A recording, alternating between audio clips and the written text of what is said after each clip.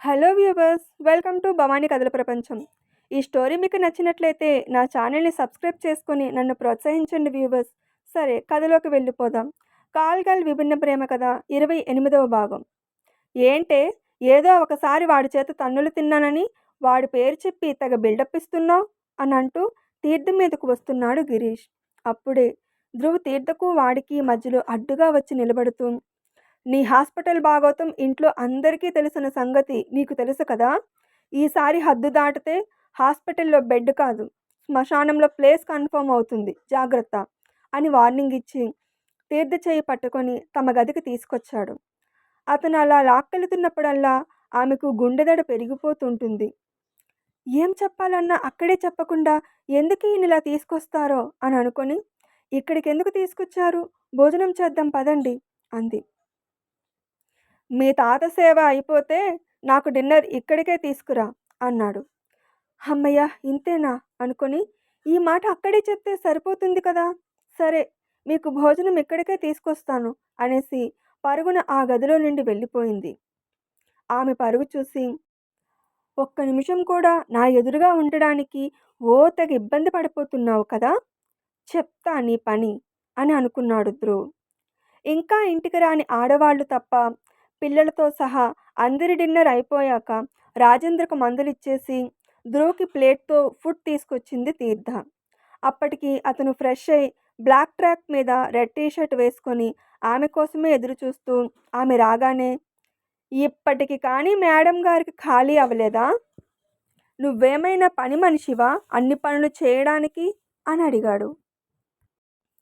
ఎప్పుడూ బ్లేజర్లో చూసిన అతన్ని ఇప్పుడు నార్మల్ బట్టల్లో అతని ఫిజిక్ తెలుస్తున్నట్లుగా భుజాల వరకే ఉన్న టీషర్ట్ స్లీవ్స్ వల్ల పైకి తేలిన అతని నరాలు అతని దేహదారుఢ్యం గురించి చెప్పకనే చెప్తున్నట్లు కనిపిస్తుంటే కళ్ళను దించేస్తూ, నేను పని చేయడం లేదు, చేయిస్తున్నాను అంది.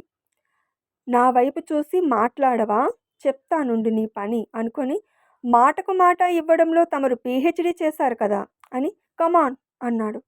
తల ఎత్తి, అంటే అని అర్థం కాక అడిగింది. వచ్చి తినిపించు అన్నాడు క్యాజువల్గా భుజాలెగరేస్తూ. నేనా, మీకు తినిపించాలా అని ఆశ్చర్యంతో కళ్ళింతలు చేసింది. ఆమె హావభావాలు చూసి ఒళ్ళు మండి, నా భార్య ఎవరు అని అడిగాడు సూటిగా చూస్తూ. బెదురుగా చూస్తూ, నేనే. నా బానిస ఎవరు? దానికి సమాధానం చెప్పలేదు తీర్థ. దాంతో ఎవరు అని మళ్ళీ రెట్టించి, ఏం ఫోన్ చేయాలా? వద్దు, నేనే. ఈ గదిలో నాతో పాటు ఉంటున్నది ఎవరు? అది కూడా నేనే.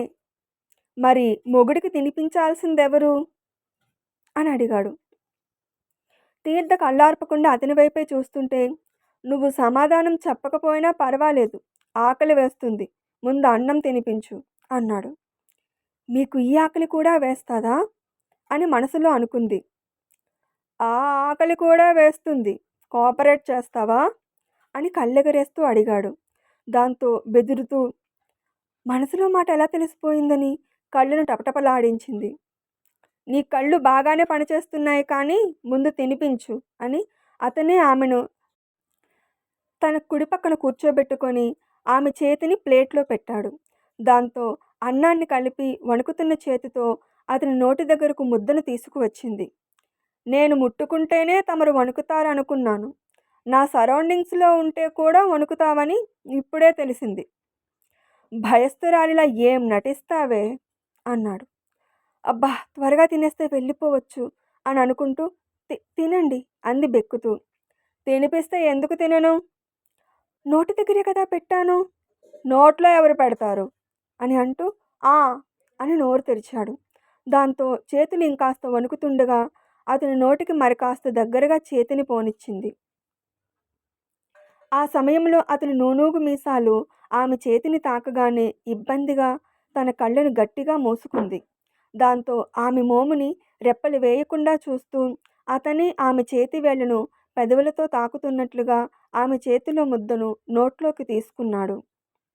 దెబ్బకు అతని పక్క నుండి గబాలున లేచి నిలుచుని, మీరే తినేయండి, నాకు కిచెన్లో పని ఉంది అనేసి కదలబోయింది. వెంటనే ఆమె చేయి పట్టి ఆపుతూ, అన్నం తినిపిస్తావా అండం తినిపిస్తావా అని అడిగాడు. ఆ ప్రశ్నకు ఆమె శరీరంలో వణుకు పెరుగుతుండగా గుటకలు మింగుతూ చూస్తుంటే, నేను క్వశ్చన్ రిపీట్ చేయను అన్నాడు పొగరుగా. దాంతో ఇబ్బందిగా మళ్ళీ అతని పక్కనే కూర్చొని అతి కష్టంగా మరో ముద్ద తీసి అతని పెదవులనే చూస్తూ అతని నోటికి అందించింది.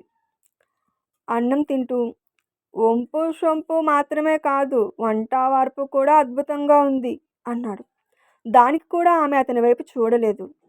అతని వదనం వైపు చూడడం లేదని రెక్లెస్గా కనుబొమలెత్తి, కాంప్లిమెంట్ ఇచ్చిన నా పెదవులు మాత్రమే నచ్చాయా? నా కళ్ళు నచ్చలేదా? నా వైపు చూడడమే లేదు అన్నాడు హస్కీ వాయిస్తో. వెంటనే కళ్ళని కిందకు దించేస్తూ, వంట గురించి మాత్రమే మెచ్చుకుంటే దాన్ని కాంప్లిమెంట్ అంటారు అంది. ఆహా అని సాగదీసి, మరి వంపు సొంపుల గురించి మెచ్చుకుంటే దాన్ని ఏమంటారు అని అడుగుతూ అతని కుడి చేతితో ఆమె నడుం చుట్టూ చేయి వేశాడు. ఈ హఠాత్ పరిణామానికి షాక్ అయి చేతిలో అన్నం ప్లేట్ ఉంటుండగానే ఇబ్బందిగా కదులుతూ, వదలండి అంది. ఎందుకు వదలాలి? అసలు ఘట్టానికి ముహూర్తం వరకు ఆగుతానన్నాను కానీ అంతవరకు నిన్ను తాకనని చెప్పలేదు అని అంటూ ఆమెను కూర్చున్న పళంగా మరింత దగ్గరకు లాక్కున్నాడు. చూడండి, నా చేతిలో అన్నం ఉంది. అన్నం అంటే పరబ్రహ్మ స్వరూపం. దాన్ని నేలపాలు చేసేలా మీరు ప్రవర్తించకండి అంది. అతను దగ్గరగా లాక్కోవడంతో అతని వైపే బెదురుగా చూస్తున్న నయనాలు, చెదిరి నుదుటిని ఆక్రమించిన ముంగురులు, కాటుక కళ్ళలో చేరిన నీటి చెమ్మ, ఎరుపెక్కని చెక్కిళ్ళు, అదురుతున్న పెదవులు, అతని గుండెలకు తగిలినంత దగ్గరగా ఉన్న ఆమె పయ్యద వెరసి అతని ఆధీనంలో ఉన్న ఆమెను కన్నార్పకుండా చూస్తూ, అన్నం ప్లేట్ నీ చేతిలో ఉంది. నేనేం చేసినా ప్లేట్ జారకుండా చూసే బాధ్యత నీది అని నా కళ్ళల్లోకి చూస్తూ ముద్దు పెడతావా, ముద్ద పెడతావా అని అడుగుతూ ఆమె నడుం చుట్టూ ఉన్న పట్టుని నొక్కి పట్టినట్లుగా మరి కాస్త బిగించాడు. అతని పట్టుకి ఎగశ్వాస తీస్తూ, మీ చేష్టలు నన్ను బాధిస్తున్నాయి. నన్నిలా ఇబ్బంది పెట్టే బదులు మీ కక్ష తీరేలా నన్ను చంపేయొచ్చు కదా అంది. అమ్మో, చంపేస్తే అని భయం నటించి ఆమె పెదవులను అందుకునేంత దగ్గరగా వచ్చి, నిన్ను చంపేస్తే నా ముద్దు ముచ్చట ఎలా తీరుతుంది అని అడిగాడు. మీ ముచ్చట తీరే మార్గాలు మీకు తెలియవా అని అడిగింది. తెలుసు, అందుకే ఆ దారిని సుగమం చేస్తున్నాను అన్నాడు ఆమె చెంపల మీద నుండి జారుతున్న కన్నీటిని ఎడమ చేత్తో తుడుస్తూ. అతని స్పర్శకు తామరాకలా వణుకుతున్న ఆమెను చూసి, నా స్పర్శకు నీ శరీరం అలవాటు పడి వణకడం ఎప్పుడు ఆగుతుంది అని అడిగాడు. నా ప్రాణం పోయాక అంది. ఆమె సమాధానానికి కోపం రాలేదు సరికదా. చిన్నగా నవ్వుతూ, ఛాన్సే లేదు, ఈలోపే అలవాటు చేస్తాను అని. అయినా ఇప్పుడు నేనేమన్నాను? నా కళ్ళల్లోకి చూస్తూ ముద్దు పెడతావా, ముద్ద పెడతావా అని అడిగాను. నీకేది ఈజీగా ఉంటే అదే పెట్టు అన్నాడు కళ్ళెగరేస్తూ. ముందు వదలండి. ముందు పెట్టు, అప్పుడు వదలాలో లేదో ఆలోచిస్తాను. మీరిలా పట్టుకుంటే నేను ముద్ద ఎలా పెట్టగలను? అందుకే వదలండి. ముద్దు ఎలాగూ పెట్టవు, కనీసం ముద్ద పెట్టడానికి కూడా నీకు నచ్చినట్లే ఉండాలంటావు. సరే కానీ అంటూ ఆమెను అతి కష్టంగా వదిలాడు. దాంతో అప్పుడే ఊపిరి అందుతున్నట్లుగా ఫీల్ అయ్యి కాస్త దూరం జరిగి, త్వరగా తినండి అని మళ్ళీ నోటికి ముద్దను అందించింది. ఆమె నుండి చూపు తిప్పకుండా మొత్తానికి తినేశాడు. హమ్మయ్య అనుకొని ఆమె వెళ్ళిపోబోతుంటే, అన్నం తిన్న నా మూతి ఎవరు తుడుస్తారు అని అడిగాడు. భగవంతుడా అని తన కళ్ళను గట్టిగా మూసుకుంది. ఎక్కువ శ్రమ పడకులే అంటూ ఆమె పైటతో అతని పెదవులు తుడుచుకొని, ఇప్పుడు వెళ్ళి పాల గ్లాస్ తీసుకురా అన్నాడు. తీసుకొస్తాను, అందులో 4 నిద్రమాత్రలు కలిపి మరీ తీసుకొస్తాను అని చిన్నగా గొనుక్కుంది. అప్పుడు వాటిని నీ చేతే తాగించి ముహూర్తంతో పని లేకుండా నా ముచ్చట తీర్చుకుంటాను అన్నాడు. దాంతో పారిపోయినట్లుగా అక్కడి నుండి వెళ్ళిపోయింది తీర్థ. ఆమె పరుగు చూసి చిన్నగా నవ్వుకున్నాడు. కిచెన్లోకి వెళ్ళి ఆయాసంతో వగరుస్తూ, ఏంటి ఇలా ప్రవర్తిస్తున్నాడు? అతనికి దగ్గరగా ఉంటే నా గుండె దడదడలాడిపోతుంది. ఏం పట్టురా బాబు అది, ప్రాణం పోతున్నట్లుగా అనిపించింది. ఎంత దారుణంగా మాట్లాడుతున్నాడో అని అనుకుంది. ఇందులో దారుణమేముంది? ప్రతి మొగుడు తన భార్యతో ఎలా మాట్లాడతాడో అతను నీతో అలాగే మాట్లాడుతున్నాడు. ఇందులో తప్పేముంది? అంది అంతరాత్మ. చూడు, నీతో వాదించే ఓపిక నాకు లేదు. చాలా అలసటగా ఉంది అనేసి పాలు వెచ్చబెట్టి గ్లాసులో పోసి తీసుకెళ్ళి అతనికి అందించింది. పాలు తాగేసి గ్లాస్ టేబుల్ మీద పెట్టాడు. ఆ గ్లాస్ అందుకోవడానికి కదిలిపోయింది తీర్థ. గ్లాస్ పెట్టేసే వంకతో నాకు దూరంగా ఉండాలని అనుకుంటున్నావా? అదేం కుదరదు. రా, ఇద్దరం కలిసి పడుకుందాం అని ఆమెను మంచం మీదకు లాగాడు. వెంటనే ఆమె లేవబోతుంటే ఆమెకి ఇరువైపులా మంచం మీద చేతులను అడ్డుగా పెట్టి, కలిసి పడుకుందామనే అన్నాను. ముచ్చట తీర్చుకుందామని అనలేదు. కుదురుగా పడుకో అన్నాడు. నాకు నాకు కిచెన్లో పని ఉంది అంది. అవన్నీ పనివాళ్ళు చూసుకుంటారు అన్నాడు. ఇక వినడని, సరే అడ్డం లేవండి, పడుకుంటాను అంది. అయిష్టంగా ఆమె మీద నుండి చేతులు తీశాడు. దాంతో నిన్నటిలా మంచానికి ఒకవైపు ఏదో గీత గీసినట్లు ముడుచుకొని కళ్ళు మూసుకొని, ఎందుకో అనుమానం వచ్చి చిన్నగా కళ్ళను తెరిచి చూసింది. ఆమె పక్కన శేషుపాన్పు పొజిషన్లో చారబడి ఆమెనే చూస్తున్న ధ్రువ్ కనిపించగానే ఠక్కున కళ్ళు మూసుకుంది. ఉదయం నుండి అలసిపోయిందేమో, తొందరగానే నిద్ర పట్టేసింది. ఆమె నిద్రపోయాక ధ్రువ్ ఆమె చేతిని తాకబోయాడు. మళ్ళీ అంతలోనే ఇప్పుడే పడుకుంది, తను తాకాడని లేచిపోతుందేమో అని అనుకొని తన ప్రయత్నాన్ని విరమించుకొని అతను కూడా నిద్రపోయాడు. రాజేంద్ర తప్ప ఇంట్లో ఉన్న మిగిలిన మగవాళ్ళు అందరూ ఆఫీస్కి వెళ్ళిపోయారు. మధ్యాహ్నం 12 అవుతుండగా మాలిని, మహిమ ఇంకా చాందిని రెడీ అయి ముడుకులు దాటని పయ్యత కనిపించేలా low neck model sleeveless single piece dresses వేసుకొని బయటకు వెళ్ళడానికి హాల్లోకి వచ్చారు. హాల్లో ఉన్న తీర్థ వాళ్ళనలా చూసి ఆగండి అంది. దాంతో తీర్థ వంక రెక్లెస్గా చూస్తూ ఆగింది మాలిని. ఆమెతో పాటే మిగిలిన ఇద్దరు కూడా. ఎక్కడికి వెళ్తున్నారు అని అడిగింది తీర్థ.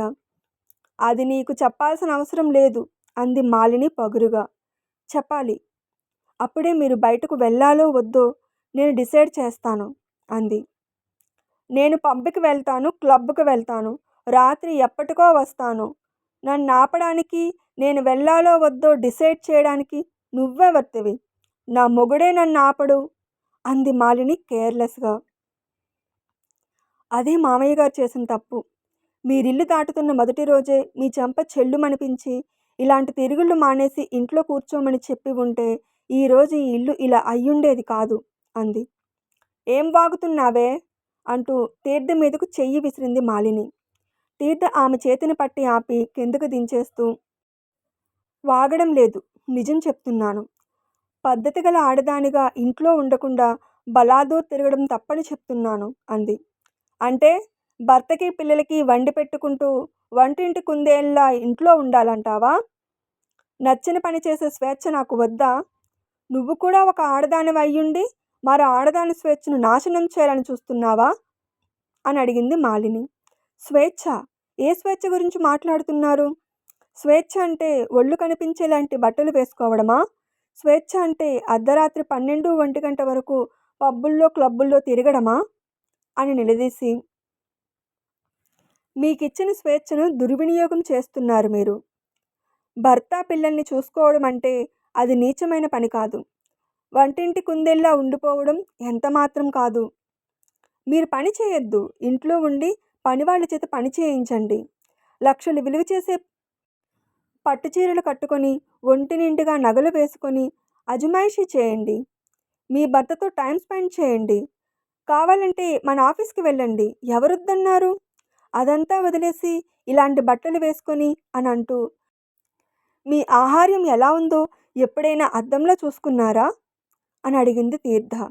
దాంతో మాలిని తనని తాను కింద నుండి పై వరకు చూసుకొని, నా ఆహార్యానికేం భేషుగ్గా ఉంది అంది.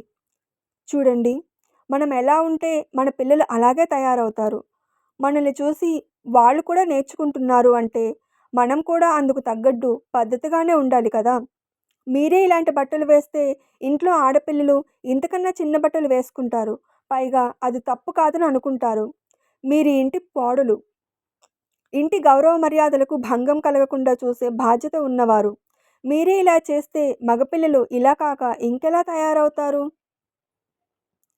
మీరు వెళ్ళే చోట ఆడవాళ్ళు మాత్రమే ఉంటారా? మగవాళ్ళు ఉండరా? మగవాడి చూపు మంచిగా ఉంటుందా? మీ శరీరాన్ని పూర్తిగా కప్పలేని ఈ చాలీ చాలని బట్టల్లో ఉన్న మిమ్మల్ని చూసి ఎవరైనా అడ్వాంటేజ్ తీసుకోవాలని అనుకుంటే మిమ్మల్ని మీరు కాపాడుకోగలరా? అని అడిగింది తీర్థ. ఒంటి మీద బంగారు నగలతో, నేరేడు పండు రంగు డిజైనర్ సారీలో, సింగిల్ స్టెప్ పైటతో చక్కగా జడ వేసుకొని, తలలో పూలదండ తురుముకొని, పద్ధతిగా ఉన్న తీర్థ వైపు మాలిని బుసలు కక్కుతున్న పాములా చూస్తూ, ఏంటే నడిమంత్రపు సిరిలా ఆస్తి ఉన్న మొగుడు దొరికాడని నువ్వు సింగారించుకున్నావని నాకు లెక్చర్ ఇస్తున్నావా? నువ్వు పూర్తిగా ఒళ్ళు కప్పుకొని తిరుగుతున్నావని మేం కూడా అలాగే ఉండాలి అని అంటున్నావా? నేను మారను. ఇలాగే ఉంటాను. కానీ నిన్ను మార్చేస్తాను. అప్పుడు నా గురించి ప్రశ్నించవు అంటూ తీర్థ సింగిల్ స్టెప్ పైటను అందుకుంది. వెంటనే తీర్థ తన చీరను భుజం దగ్గర గట్టిగా పట్టుకొని అక్కడే ఉన్న పనివాళ్ల వైపు కోపంగా చూసింది.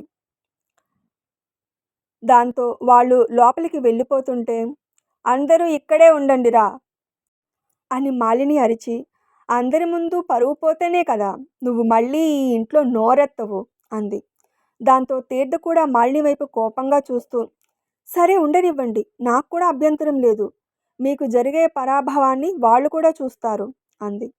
ఏంటే నాకు పరాభవమా అంది మాలిని పొగరుగా. అవును, పరాభవమే. ఇప్పుడు మీరు నా పైట వదలలేదంటే మీకే నష్టం. మీరు పెద్దవాళ్ళు, నాకు అత్తగారు అని ఊరుకుంటున్నాను. లేదంటే నేను మిమ్మల్ని కొడితే అస్సలు బాగోదు అంది. ఎంత పొగరే నీకు, నన్నే కొడతానని అంటున్నావా అని చీరను మొత్తం లాగేలాగా పైటను పట్టి గట్టిగా గుంజబోయింది మాలిని. అప్పుడే ధ్రువ్ తీర్థపైటను మరి కాస్త గట్టిగా పట్టుకొని మాలిని నుండి లాగినట్లుగా విదిలించాడు. ఆఫీస్కి వెళ్ళిపోయారు కదా, మళ్ళీ ఎలా వచ్చారు అని ధ్రువ్ని చూసి తీర్థ షాక్ అయ్యింది. ధ్రువ్ మాత్రం మాలిని వైపు దహించేలా చూస్తూ, నువ్వు కూడా ఒక ఆడదానివి అయ్యుండి నా భార్య పైట లాగుతున్నావు. నా భార్య కూడా నీలా వివేకం సంస్కారం మర్చిపోయి అరాకొరగా ఉన్న నీ డ్రెస్ని లాగితే నీ పరిస్థితి ఏంటి? నీ పరువు ఏమవుతుంది అని అడిగాడు. ధ్రువ్ ప్రశ్నకే అదిరిపడుతూ నిజంగానే ఎవరో తన డ్రెస్ లాగుతారు అన్నట్లు తన చేతులను గుండెలకు అదుముకుంది మాలిని. ధ్రువ్ ఆమె ప్రవర్తన చూసి, ఏం ఇప్పుడే నువ్వు కూడా ఒక ఆడదానివని గుర్తొచ్చిందా అని నిలదీసి, నువ్వు కావాలంటే ఎలాగైనా ఊరేగు, ఈ ఇంట్లో ఎలాగైనా ఉండు, కానీ నా జోలికి నా భార్య జోలికి రావద్దని నీకు ఇదివరకే చెప్పాను. ఇంకోసారి హద్దు మీరితే మర్యాదగా ఉండదు అని తిట్టి తీర్థ చేయి అందుకొని విసురుగా తమ గదికి తీసుకుని వెళ్ళిపోయాడు. ఇంకా ఉంది. ఇప్పుడు ఇక్కడ ఏం జరుగుతుంది? తీర్థ క్లాస్ విన్న మాలిని తిరుగుళ్ళు ఆపుతుందా? ఆమె విషయంలో ఎందుకు కలుగజేసుకున్నావని ధ్రువ్ తీర్థను తిడతాడా? అసలు ఆఫీస్కి వెళ్ళిపోయిన ధ్రువ్ మళ్ళీ ఎందుకు వచ్చాడు? రేపు దేవ్ ఇంటికి వచ్చి ఎలాంటి రాద్ధాంతం చేస్తాడో ఈ విషయాలు తెలియాలంటే తదుపరి భాగం కోసం ఎదురు చూడక తప్పదు. స్టోరీ ఎలా ఉందో కామెంట్ చేసి అప్డేట్కి లైక్ కొట్టి షేర్ చేయండి వ్యూవర్స్. అలాగే నా ఛానల్లో ప్రియతమనను ప్రేమించు స్టోరీ కూడా చాలా బాగుంటుంది, దాన్ని కూడా వినండి వ్యూవర్స్. ఇంకా ఎవరైనా నా ఛానల్ సబ్స్క్రైబ్ చేసుకోకపోతే వెంటనే సబ్స్క్రైబ్ చేసుకొని నన్ను ప్రోత్సహించండి వ్యూవర్స్. సరే, మరో స్టోరీ అప్డేట్తో మళ్ళీ మీ ముందుకు వస్తాను. అప్పటి వరకు సెలవు.